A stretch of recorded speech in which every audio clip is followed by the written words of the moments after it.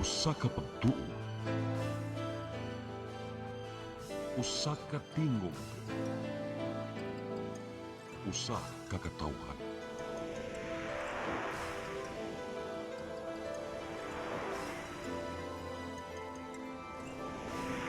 Cebu Catholic Television Network.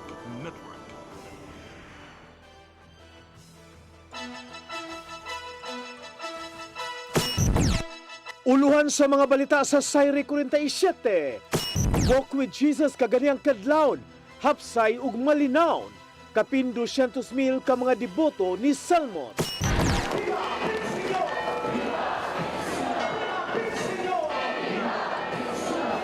Disenyo sa mga float nga mag-promote og produkto gidid-an karong tuiga. Kapin 300,000 ka mga turista gilaumang mga bot sa Sugbo karong buwana tungod sa sinulog.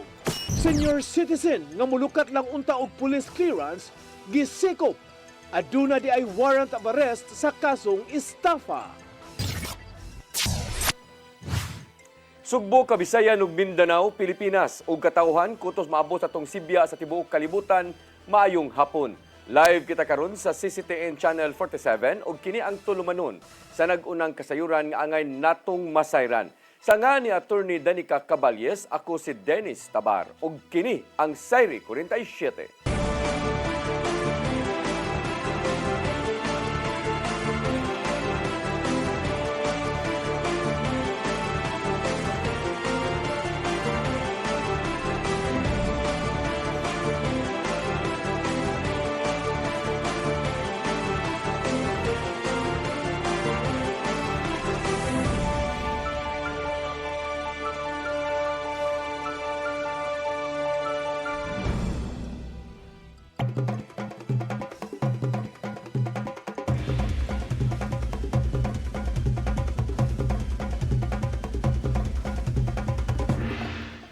Og karon sa kompletong detalye sa atong mga balita, kapulisan sa syudad sa Sugbo mihulagway nga hapsay ug malinawon ang Walk with Jesus aron pagbukas sa misa novena sa kapistahan ni Senyor Santo Niño. Dili mo menos 240,000 ka mga deboto ang misalmot sa prosesyon gikan sa Puente Osmeña Rotunda paingon na sa Basilica Minore del Santo Niño. Ang kasayuran ihatod ni Arnold Bustamante. Gihulagway sa kapulisan sa syudad sa Sugbo nga hapsay malinaw og nasunod ra ang security plan nga ilang gagay pangandaman tol sa relihiyosong kalihukan nga mao ang Walk with Jesus ika sa Puente Osmeña Rotunda paingon sa Pilgrim Center sa Basilica Minore del Santo Niño nga gisugdan sa alas 4 ang takna sa kadlawon. Mato ni Police Lieutenant Colonel Jose Los Baños ang information officer sa Cebu City Police Office nga gibanabana 240,000 ka mga debotong Katoliko ang misalmot sa prosesyon ug walay bisan usa ka insidente ang nanadawat. Among ginikanon ilang gibase sa pag-estimate sa Cebu City Disaster Risk Reduction Management Office kini nagpasabot nga nasunod sa mga tao ang gipatuman nga protokol sa kapulisan sama sa pagnunod sa prosesyon nga dili magdinuutay ug uban pa. Very manageable ang crowd. Crowd estimate na to, sir? Crowd estimate is more or less 240,000 based sa data sa CCDRE mo, Cebu City. Gitugan ni Los Baños gadaghan ang misalmot sa Walk with Jesus karon itandi sa miaging tuig tungod sa pagtuo nga misamot ang debosyon ug pagpasalamat sa mga Katoliko gumikan sa mga nasinati nga katalagman sa masalino ug bagyo nga migo sa Sugbo sa nanglabay nga mga buwan. Yes, mas daghan karon considering siguro nga niagit ang mga kalamidad. So, nagpasalamat ang mga katawan sa naluwas sila sa aging mga kalamidad na itong naiagoman diri sa Yakon sa police official nga doon nitabong nga pagkalangay sa prosesyon pag-abot na sa karusa sa atbang sa Biliana National High School tungod kinahuot ang mga tao gumikan sa Bus Rapid Transit Station. Apan bisan pa man ini nahatagan nila kini og solusyon aron dili mabalda ang kalihukan pinagi sa pag-adjust sa PC nga may nagkordon sa karusa ug walay maipit nga mga deboto nga minunot sa prosesyon. kanina dunay gamay sa pinakahulog sa prosesyon, dunay medyo nidili ang pinakaulo sa posisyon na to. Considering paglampas sa Piaro 7, kung ma-observe nyo diha natay marag waiting shed nga gihimo diha. So mo tayo nag-cause nga medyo ni sikip ang kuan agyanan. Pero overall, wala ra yung mga kakulian dito, sir? Yes, overall so pa wala yung mga reported nga kuan incident. Dunay sa kababae nga gituhan nga hubog ang gikustriya sa Biliana Police Station human ireklamo nga nag-wild o nangluwa sa mga tao nga misalmo sa prosesyon o paubos kini sa investigasyon. Duha ka oras sa wala pa ang pagsugod sa penitential walk with Jesus, gipakatap na sa kapulisan sa siyudad sa Sugbo ang dulan 5 kagatos ka mga pulis. Wala pay labot niini ang mga force multipliers nga miabag sa kapulisan ug ubang ahensya sa gobyerno sama sa Cebu City Transportation Office, Cebu City Disaster Risk Reduction Management Office, Bureau of Fire Protection ug ang kasundaluhan gikan sa Visayas Command. Arnold Bustamante, CCTV News. Sa dili pa gato ang lain nga balita, dunay misud karon nga report nga dunay nahitabo nga pagka landslide o diha sa may nahitabo sa may Binalyo diin ang mga labayanan kining landfill sa Barangay Binalyo nga may labayanag basura diri sa ato sa dakbayan sa Sugbo na hugno or na nga niabot kini ug natabunan ang usa ka dunay edipisyo nga natabunan ug ubay-ubay usab ang natrap niini. So ni mga orasa karon padayon ang nagpaingon ang mga rescuers didto sa Barangay Binalyo. Ilabi na particular na sa ilahang kinato ang tawag og landfill diha sa mao nga dapit. Unang misa no binaryo pahinungod ni Senior Santo Niño nagsentro sa kahiusahan sa tanan alang sa hugot nga pag-ampo. Samtang nagmalinaon ang penitential walk with Jesus tungod sa maayong lakat sa panahon o kooperasyon tali sa pulis o katawhan. Ang kasayuran ihatod ni Gian Navarro. Higpit ang gisugdan ang siyam kaadlaw nga misa novenaryo pahinungod ni Senior Santo Niño de Cebu sa penitential walk with Jesus. Untop alas 4 sa kadlawon sa deng ni Boylo ang karo nga nagdala sa original nga imahen sa Batang Jesus o gialirungan kini sa mga deboto. Gibaktas sa libuan ka mga tao ang Osmeña Boulevard. Dungan silang hugot kapag ampo ug tagsa-tagsa nila mga pangamuyo ngadto sa Ginoo. Napamatudan gyud ang kaligon sa pagtuos sa mga deboto. Human giagian ang mananglay mga trahedya dinhi sa Sugbo sa nang-aging mga buwan sa manalang sa linog ug bagyo. Nahuman nino ng prosesyon sa deng niabot ang imahen sa Basilica Minore del Santo Niño Compound pasado alas 5 na sa kadlawon.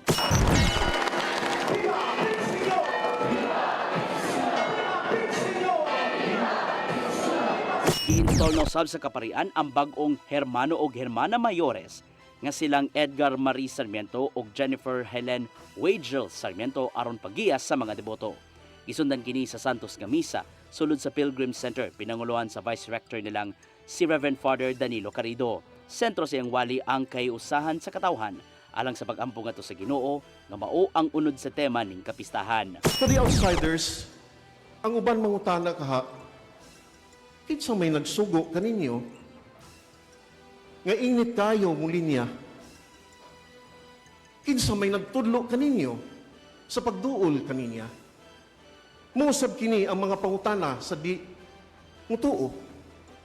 Apan, bisan panyana, atong gipakita that no amount of obstacles would impede us sa pagduol sa Diyos ng bata. Nahimong malinawon sa kinatibuk-an ang pagbukas sa kapistahan, gumikan sa maayong lakat sa panahon sa palibot, maong itambungan kini sa dili mo menos 240,000 ka mga tao. Hapsero sa bangdagan sa prosesyon bisan paman og adunay mga pagdilatar gamay sidyang miagi ang karo sa mga bus station sa Cebu Bus Rapid Transit. From 3 to 4 lanes, mahimo na lang siya 2 lanes. So dito talaga problema. But anyway, we will include that in our evaluation para next year ato makita kung asagi mas maayo iagi. Nagpanampuso usab ang dakong prosesyon tugod na sa kooperasyon sa matinugyanan sa balaod ug katawhan. We are also thankful kay ang mga tao very participative and cooperative. Kung ugaling mukha ng mga polis nga iswag gamay sila mo iswag pod. No? So we're very happy with that. Nagpadayon nun ang mga inoras nga novena masses dili mismo sa Santo Niño Pilgrim Center. Magpadayon kini hangtod na sa alas 7 sa gabi. Mao may pahinumdom ang mga kaparian nga nasa publiko nga kung mahimo mosunod gyud sa tanan security protocols gikan sa entrance ug exit points hangtod na sa sakto nga sinina aron magpabiling hapsay ang pagpanimba dinhi sa Basilica. Gian Navarro, CCTN News. Mandawi City Disaster Risk Reduction and Management Office andam na alang sa traslasyon o fluvial procession sa sunod simana. Kapin sa usa ka gatos ka mga personnel ang ipakatap sa matag kalihukan. Ang kasayuran ihatod ni Mary Rose Sagarino. Sa mga nagsunod-sunod nga panagtigom nga gipahigayon ngadto sa Basilica Minore del Santo Niño, kapulisan ug sa syudad sa Mandawi, nakaandam na ang Mandawi City Disaster Risk Reduction and Management Office alang sa traslasyon og fluvial procession sunod semana. Matud ni Buddy Alain Ibanez ang pangusabuhatan nga 105 ka mga personnel ang ilang ipakatap ato sa traslasyon sa pagbalhin sa mga imahen sa Sagrada Familia Huibis sunod semana gikan sa turnover point ngadto sa Barangay Subangdako hangtod na sa National Shrine of St. Joseph sa Barangay Sentro. Ang personnel ay pakatap sugod alas 6 sa buntag hangtod na alas 5 sa buntag sa sunod nga adlaw. 24 hours gud na sila. So ang atoan natin mga medical stations nakabutang na ato mga DRR personnel o naasad ato mga barangay artists. Then to time every 30 minutes magkano na sila magrunda. Giklaro ni Ibanez nga lahi usab ang gidaghanon nga gipakatap sa ubang law enforcement agencies sama sa Police, Bureau of Fire and Protection, Coast Guard, Philippine Army, Traffic Enforcement Agency of Mandawi Contim ug mga tanod sa barangay. Gawas sa traslasyon, magpakatap usab og personnel ang CDRMO ato sa fluvial procession Sabado sunod semana. Gatusan usab ang i-deploy lakip na ang ubang barangay clusters sa mga viewing areas kung asa modagsa ang mga tao aron motan-aw sa fluvial procession. Pagsiguro na sa kahapsay ug seguridad. Na may part mong sa fluvial mga atong gideploy sa is ang karagatan cluster. Pero at dire sa ato ang traslasyon is more man ta sa sentro o sa Mahiga cluster. Ugmang adlaw ipahigayon ang dry run alang sa duha ka kalihukan. Mary Rose Sagarino, CCTN News. Siyudad sa Mandawi, 90% ng andam sa pagsalmot sa Sinulog Festival. Konsepto adunay kausaban nga angayang atangan sa publiko. Ang kasayuran ihatod pagbalik ni Mary Rose Sagarino. Subsub karon ang practice sa contingent sa syudad sa Mandawi matagabi sa sports complex. Pagpangandam alang sa ilang pasundayag sa Sinulog Grand Ritual Showdown Domingo sunod semana. Langkuban sa usa ka gatos ka dancers ug usa ka gatos usab nga propsmen ang grupo. Matud ni Christian Mark Cabahog, ang Executive Director sa Mandawi Investment Promotions Tourism Action Center Kunmiptak, nga 90% ng kompleto ang ilang performance. Sayo mo na nakasugod karon with Mayor Jonky giving us the go signal to start early practices and preparation for Sinulog. So, take as early as November, nagsugod na gid mi. Now with the screening of the dancers, paghimo sa concept and everything. So, right now we're around 90%. Matud ni Kabahog nga lahi ang konsepto nila karon itandi sa miaging mga tuig nga maoy angay atngan sa publiko. Ang multi-awarded choreographer nga si Emilio Jujin Sanchez Pascual ang nagdirect sa contingent. Yes, something different. Sinulog basement, so of course, nagi part sa halad sa Sinulog. Nalang tigiad nga twist, no? But most definitely, it's something different sa atong naandan. Majority are the same dancers ragid na to. So, it's going to be mostly the same quality ragyapon sa performance ang among mapakita. High level quality. Ang pondo giminusan gikan sa 10 milyones pesos ngadto na sa 5 milyones pesos subay na sa epekto sa kalamidad miaging tuig. Bisan pa sa pagminus sa pondo karon, gipaniguro ni Kabahog nga magpabilin ang kalidad sa ilang pasundayag. Sa Sinulog 2025, nakuha sa Mandawi City ang second place sa Sinulog-based category. Second place usab ang syudad sa Best in Musicality sa maong kategorya. Mary Rose Sagarino, CCTN News. Gikonfirmar sa Sinulog Foundation Incorporated nga kutob lang sa mga sponsors ang makaparada sa float category ubos sa bag-o nilang guidelines. Nibayad ang mga sponsors og package gikan sa 750,000 pesos hangtod na sa 1 milyon ka pesos mao nga gitugtan silang makabaton sa ilang float. Nahukman kini sa Sinulog Foundation Incorporated aron dili na masubli ang kahasol gikan sa mga dagko kayong float sa miagi nga tuig. Gipasabot sa tigpamaba sa CFI nga si Consul Dave Tumulak nga kutob lang sa relihiyosong tema ang disenyo sa float inay nga i-promote ang ilang nga produkto. Dili mo minus 20 ka mga sponsors ang nakalista sa float category og ipaubos sila sa prejudging. Kini aron masuta kung sakto ba ang gidak-on o gitas-on sa ilang float inig suroy na diha sa karsada.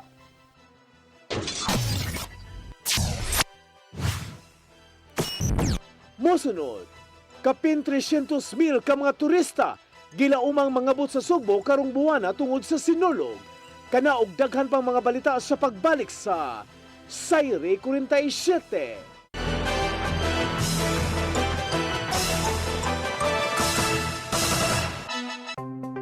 Discover the beauty of the Philippines.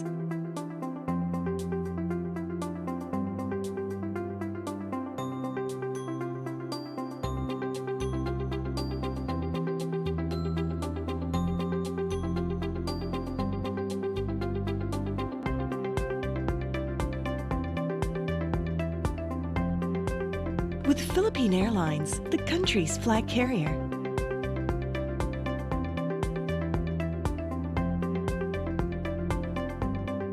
The airline that lets you feel the warmth of the nation.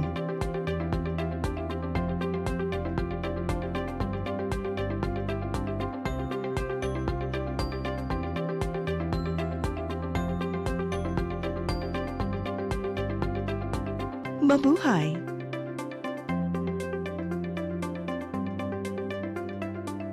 On behalf of Fairchild Cooperative, I would like to thank all the members who have been with us all these years and who continue to support and patronize our services. At this time, I would also like to invite new members who will be part of our growth and push forward for a bigger cooperative movement, not just in Region 7, but the entire country of the Philippines.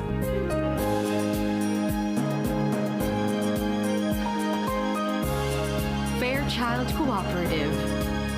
Your cooperative, your community, your partner for life.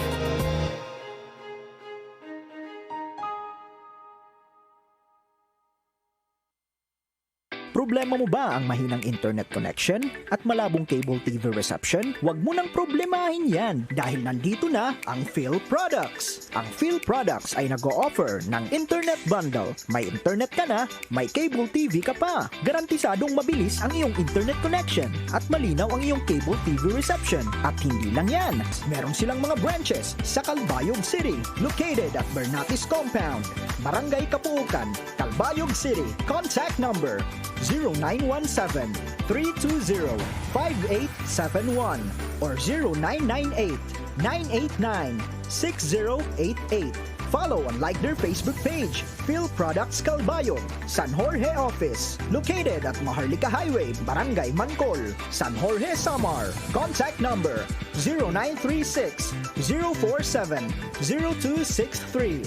Catbalogan City Office, located at Taft Avenue, City Proper, Catbalogan City. Contact number 0917-322-2604. And Northern Samar Office, located at door number 3, Narcisa Sual Building, near Hunarton Gasoline Station, Barangay Kinabranan, Allen, Northern Samar. Contact number 0927-164-8695. Phil Products Service Television Incorporated.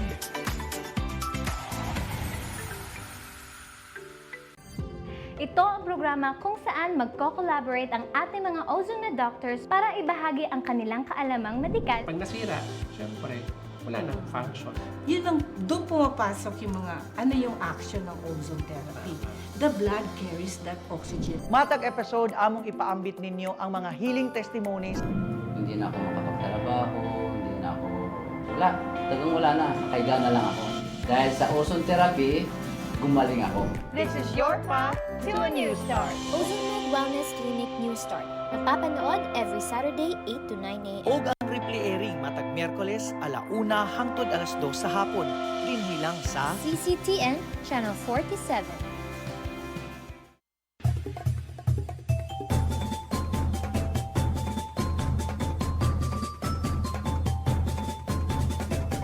Welcome sa atong kasaulugan sa 2026 Sinulog Festival. So again, hinaot pa nga hapsay, malinawon o malipayon ang atong pagsaulog sa atong Sinulog 2026 o maminus-minusan ang losses nato sa atong mga taxes nga ihatag sa gobyerno. Gipangawat lamang niya ng mga maolali, mga take advantage sa ilang mga gihuptan ng mga posisyon. Again, to all the visitors, karon sa Cebu, Viva Pit Senior!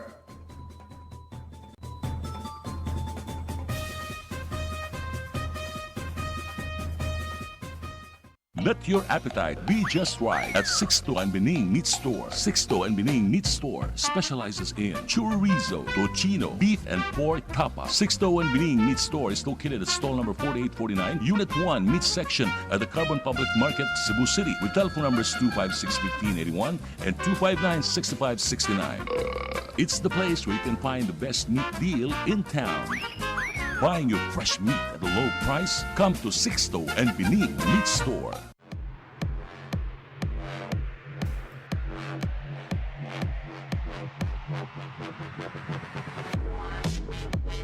Catering services, call on Lourdes Food Products and Catering Services. They accept catering for weddings, birthdays, anniversaries, graduations, baptisms, conferences, seminars, house blessings, and other special occasions. Lourdes Food Products and Catering Services, located at 183 Katipunan Street, Tisa, Cebu City. For reservations, contact Lourdes Gomez. Telephone numbers 2626643 and 2618072 and cell phone numbers 0925-893-3888 and 0922-875-1158. Lourdes Food Products and Catering Services is willing to serve you.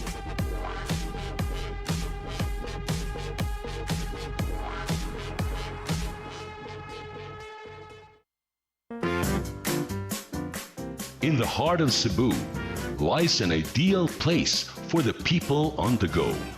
Uncle Tom's Cabin Hotel gives guests a convenience of quick and easy access to Cebu's business centers. Offers spacious rooms furnished with all the modern-day amenities. Uncle Tom's Cabin Hotel, located at MP Yap Street, Barangay Capital Site, Cebu City. For reservations, call 032-888-8667. Sugod na sa sinulog, kitang tanan mapit senyor.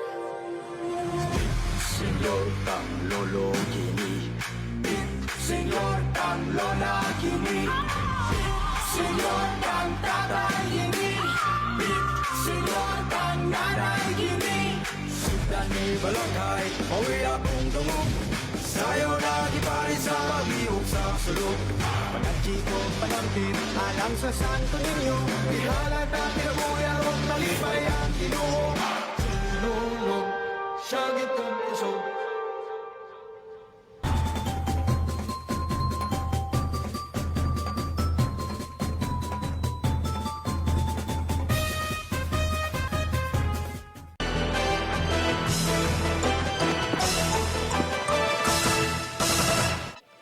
Balik sa atong mga balita, giban-abana sa Department of Tourism 7 nga mulabaw pa sa 300,000 ka mga turista ang mga bot sa Sugbo ning buwana dinhi sa Sugbo. Tungod kini sa daghang mga kalihukan ning pagsaulog sa kapistahan ni Senyor Santo Niño. Mato ni DOT7 OIC Director Gelena Asis Dimpas nga resulta kini sa daghang mga festival travel promos, mga namalik nga overseas Filipinos ug ubang dagkong international events. Hinuon nakita niya nga nagkaanam og daghan ang mga nangabot ug halos fully booked na ang mga hotel sukad pa niadtong holiday season.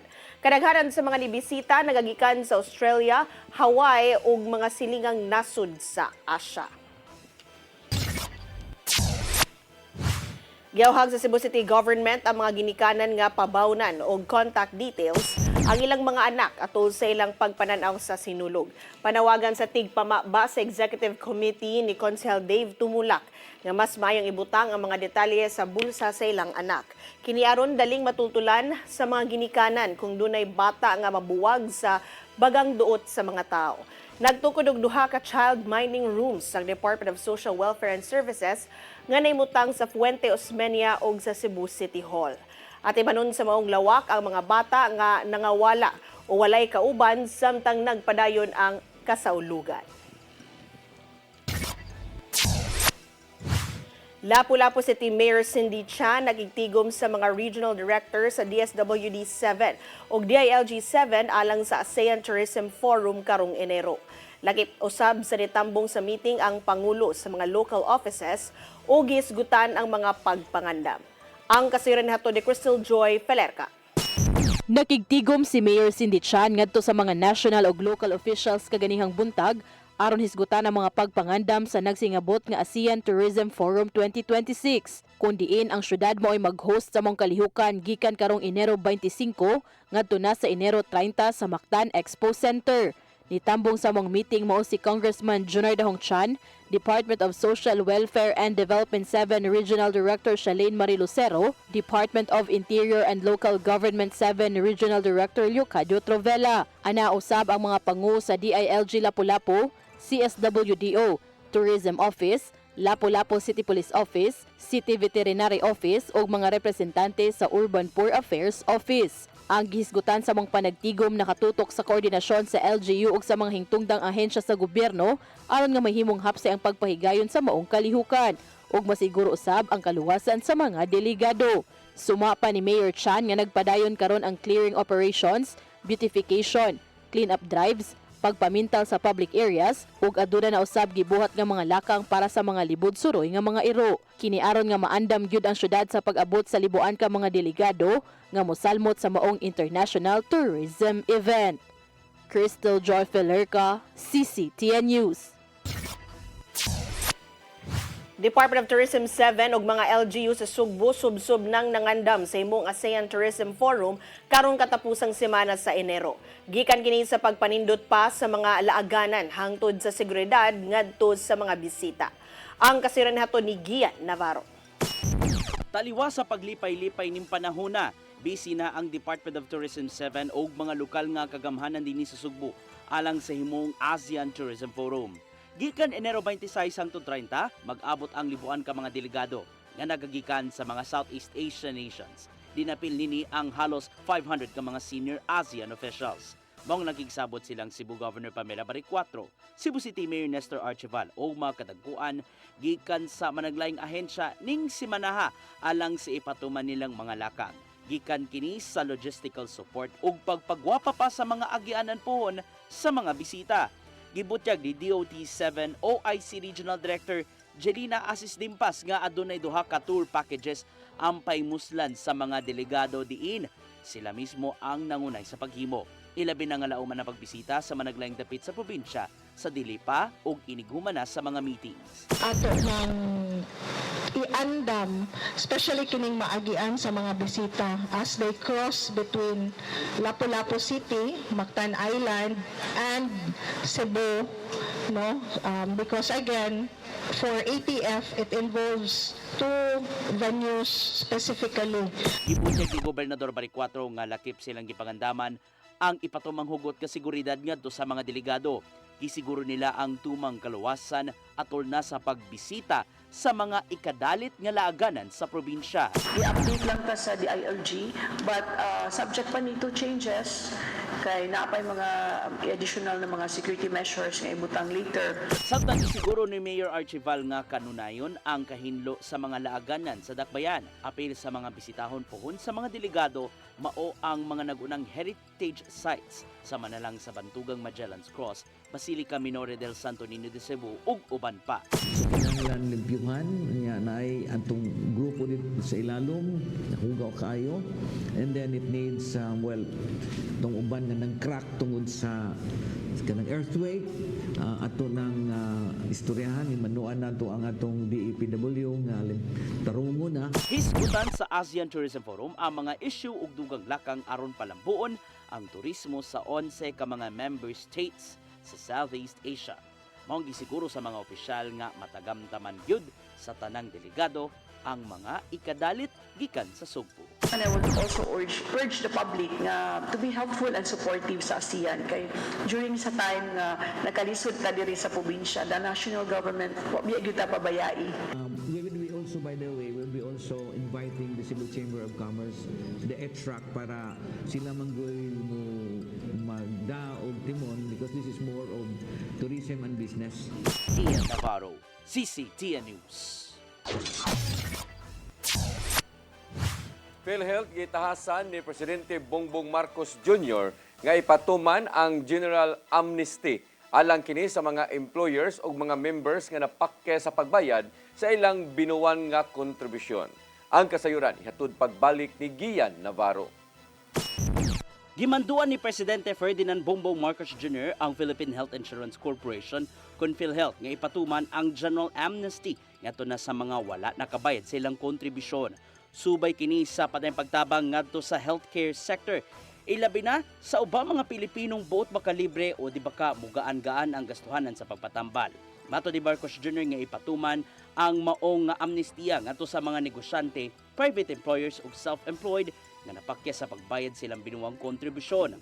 Nabatian sa presidente nga nasinati sa mga members ang 3% contribution sa state health insurer. Ipatuman ng one-time waiver sa pagbayad sa interes sa PhilHealth contributions alang sa mga wala nakahatag sa ilang bayranan gikan July 2013 hangtod December 2024. Bibigyan natin mga employer na 1 taon para mabayaran na lahat ng na-miss contributions mula 2013 hanggang 2024. At ito po ay palagay namin sa kalkulasyon namin, ito ay makakatulong po sa mga 300,000 na mga benepisyaryo. Buti Marcos Jr. nga matabangan ang dulan 300,000 ka mga PhilHealth members pinagi sa Mongulakang. Samtang giyawag niya ang mga employers nga ilakip ang ilang mga trabahante sa Yaman ng Kalusugan Program kon yakap. Kini aron makapaymos sa primary ug outpatient care diin adunay benepisyong gitanyag ang PhilHealth uban ang mga healthcare partners. Kaya po, ito po ay patuloy namin ginagawa upang pag-aangin ang dala ng ating mga kababayan tungkol nga sa mga healthcare costs at sa lahat ng iba't ibang hamon na hinaharap ng ating mga kababayan araw-araw. Ian Navarro, CCTN News.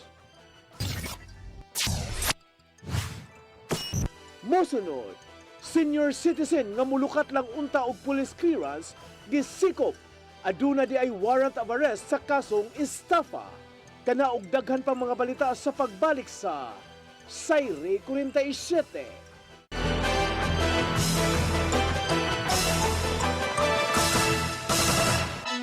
Experience the power of Bogo Cable Television Incorporated, the fastest and most accessible internet service. Stay connected anytime. Lightning-fast speeds for seamless streaming, gaming, and browsing. That's why we're proud to offer Bogo Cable TV, the fastest and most reliable internet service designed to meet the needs of everyone. Perfect for work and business. Enjoy uninterrupted video calls and quick downloads and uploads. Connect multiple devices without losing speed. Gaming. Zero-log gaming with ultra-low latency.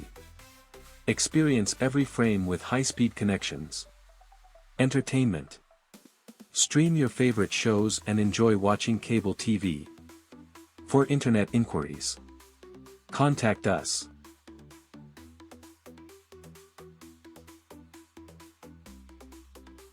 Bogo Cable TV Inc. Better service. Better connectivity. Looking for the best internet deals in Negros Oriental? PhilProducts Negros is here to bring you fast, reliable, and affordable internet with plans made just for you. For as low as 899 pesos per month, enjoy speeds of 50 Mbps, perfect for streaming, working, or studying from home. Need more speed? No problem. Get 100 Mbps for just 1,199 pesos. 150 Mbps for only 1,499 pesos, or our fastest plan, 400 Mbps for just 2,399 pesos per month. Plus, you can add over 100 cable TV channels to your internet plan for just an additional 100 pesos per month. That's entertainment and lightning-fast internet all in one. Enjoy no installation fees and start today with a 1,000 peso customer deposit. Call us now or visit our website to sign up with the PhilProducts Negros. You get internet that's affordable, reliable, and local. PhilProducts Negros, bringing you closer, faster. Call us at 0917-631-5240 or visit our website www.philproductsnegros.net or our Facebook page, PhilProducts Dumaguete. Subscribe now. Celebrate Sinulog Festival 2026 with Chilen Chicharon. Craving that ultimate fiesta crunch? Message us on our Facebook page now for your favorite Chilen Chicharon. Pit Señor!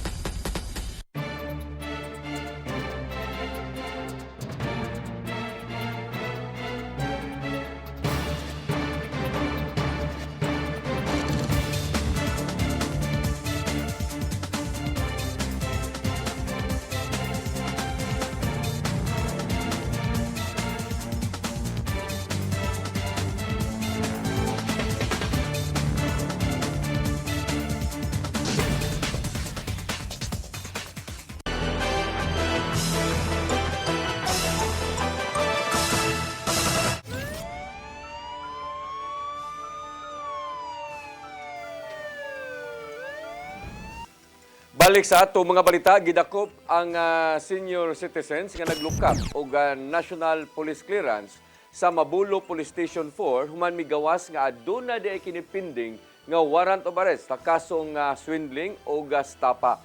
Ang akusado giilang nga si Amado Bilyones Bernal, 64 anyos, nga taga Villa Bolsita, Barangay Bulacau ning Dakbayan sa Sugbo. Matod sa PNP, nga ang dinakpan igol ang untang mukuha og requirements sa pag-apply og trabaho isip driver. Unang nagtuo si Bilyones nga wa na siya kaso tungod sa kadugay na sa katuigan nga siya gikiha.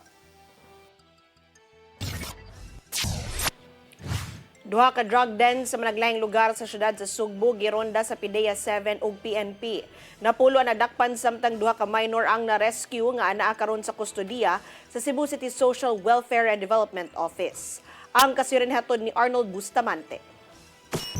Duha ka drug den nga namutang sa managlahing lugar sa Dakbayan Sugbo ang gironda sa mga sakop sa Philippine Drug Enforcement Agency 7 kagahapon. Labing away nga gibungkag nga drug den sa PDEA ug kapulisan sa syudad sa Sugbo. Alas 5:50 sa hapon dito sa sitio San Jose, barangay sa Mag-uno sa Dakbayan Sugbo, nga may resulta sa pag-rescue sa duha ka mga minors ug pagkasikop sa laing 5. Si PDEA 7 Director Joel Plaza ila sa mga nadakpan nga may target sa operation nga may nagpadagan sa drug den nga mao silang alias Garcia, 51 anyos ug ang iyang nga bata-bata nga si alias PJ, 30 anyos, puros nagpuyo sa mga napita. Lakip sa nadakpan ang 5 nga naatlan nga naghingos og shabu sa sulod sa drug den nga mao silang alias Christian, 27 anyos, taga Sambag 1, alias Luis, 50 anyos, construction painter, nga taga Talamban, alias Glenn, 43 anyos, construction worker, taga Talamban, alias Jessa, 32 anyos, production operator, taga Busay ug alias Henry, 49 anyos, driver nga taga Manabuyok. Samtang na-rescue ang duha ka mga minors nga nagpangidaron pa og 16 anyos nga pulos taga Sambag 1 nga naa karon sa kustodiya sa Cebu City Social Welfare and Development Office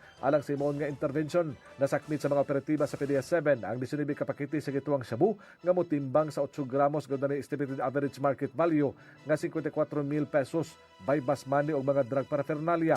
Samtang laing drug den ang girunda sa PDEA 7 nga namutang sa sitio Pablo, Barangay Lamangon sa syudad sa Sugbo alas 2:22 sa hapon sa susamang pizza nga misikop sa tulo ka mga tao. Ang mga suspitsado giilang nga silang alias Alvin, 45, nga may target sa operation nga mausab ang nagpadagan sa drug den. Lakip sa nadakpan ang duha nga nasa sulod sa drug den nga silang alias Tereso, 46 anyos ug alias Jaime, 24 anyos, puros mga construction worker nga nagpuyo sa Barangay Lamangon. Nasakmit sa PDEA 7 ng kapulisan ang 7 ka pakete sa gitong shabu nga motimbang sa 10 gramos nga mobalor ang tanan sa 68,000 pesos ug nagkalain-laing drug paraphernalia.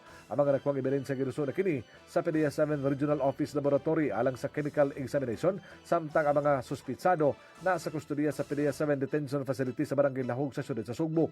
Matod ni Lia Alcantara, ang information officer sa PDEA 7, nga ang drug din sa Sambag 1 gipaubos kini sa duha ka semana nga case build-up human madawat ang impormasyon gikan sa kasaligang tinubdan. Si alias Glenn kanhina dinakpan sa kaso gihapon sa legal nga drugas niadto nga 2019 apan kasamtangan nga gawas noon tungod sa plea bargain.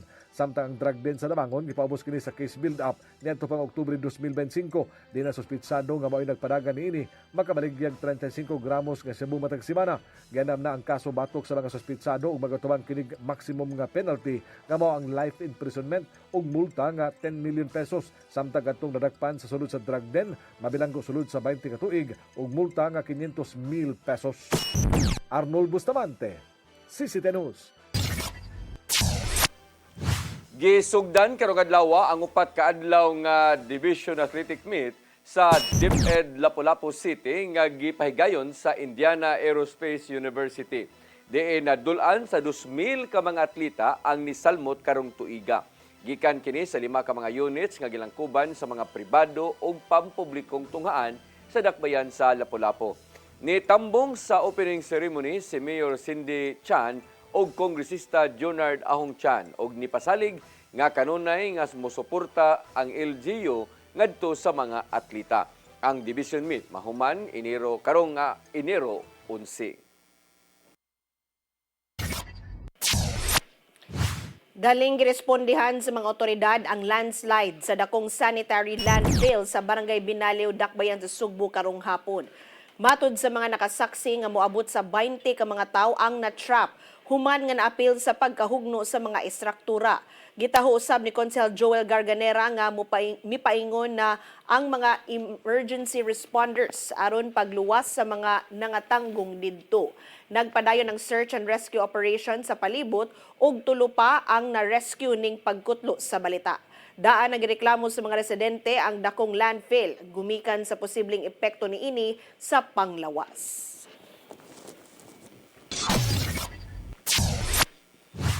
Mao kadtong naglangkob sa atong mga balita sa Sayri 47, ako si Dennis Tabar. Ako si Danica Caballes, samtod ugma sa inyong paboritong tulumanon. Sayri 47.